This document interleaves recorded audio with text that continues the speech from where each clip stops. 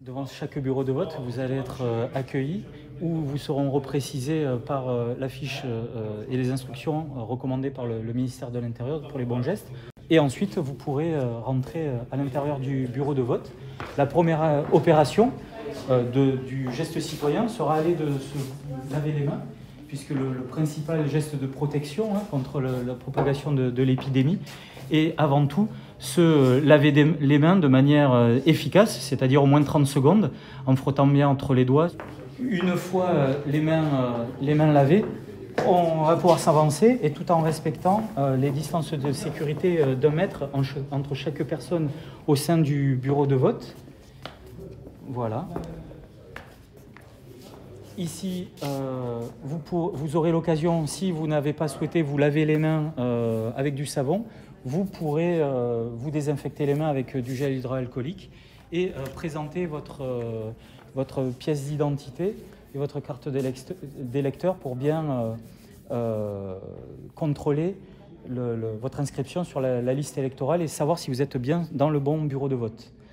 Toutes ces opérations se feront sans contact, c'est-à-dire que nous allons demander à chaque électeur de montrer, de manipuler eux-mêmes leur papier d'identité. Une fois que les fils se seront libérés, on va pouvoir rentrer dans la zone donc pour récupérer une enveloppe et au moins 2 bulletins de vote, comme le précise le code électoral. Et cette zone de démarcation indique qu'il n'y aura qu'1 ou 2 personnes à l'intérieur pour justement laisser à chacun la possibilité de prendre les bulletins de vote sans qu'il y ait d'attroupement autour. Une fois les bulletins récupérés, toujours avec le même marquage, vous allez être invité à pénétrer dans les isoloirs. Là aussi, un marquage pour bien faire en sorte qu'une personne après l'autre ait évité les contacts. Et puis les rideaux seront légèrement tirés pour que ceux qui souhaitent ne pas manipuler les rideaux puissent voter en toute discrétion. Une fois le bulletin constitué, pareil, toujours la même démarche, avec des intervalles d'1 mètre. Et ensuite, les feuilles d'émargement seront remplies.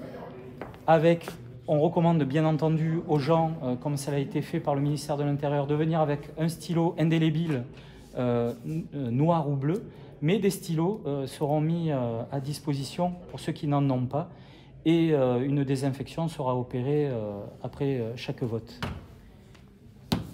Les bureaux de vote seront désinfectés avant le scrutin et après le scrutin, et il a été recommandé aux personnes qui vont assurer la bonne tenue du vote de pouvoir passer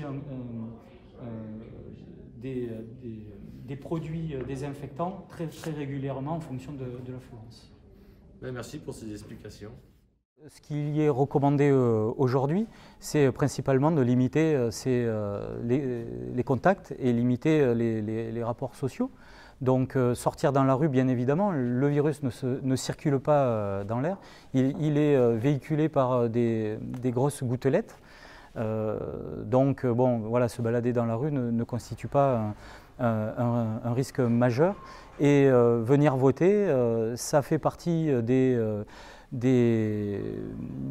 choses qui doivent être consolidées et sauvegardées, encore une fois, comme l'a annoncé le président de la République, à nous, connaissant les modalités de transmission du virus, de limiter au maximum les risques de contamination en prenant l'ensemble des mesures qui limitent la transmission, qu'elle soit aéroportée par des postillons ou manuportée par contact avec des objets. Enfin, la logique, c'est de n'être ni laxiste ni alarmiste sur cet épisode et garder tout le bon sens dans notre action, c'est-à-dire trouver la bonne attitude et être sérieux, concentré, solidaire sur l'ensemble de ces gestes pour être efficace dans les réponses que nous apportons.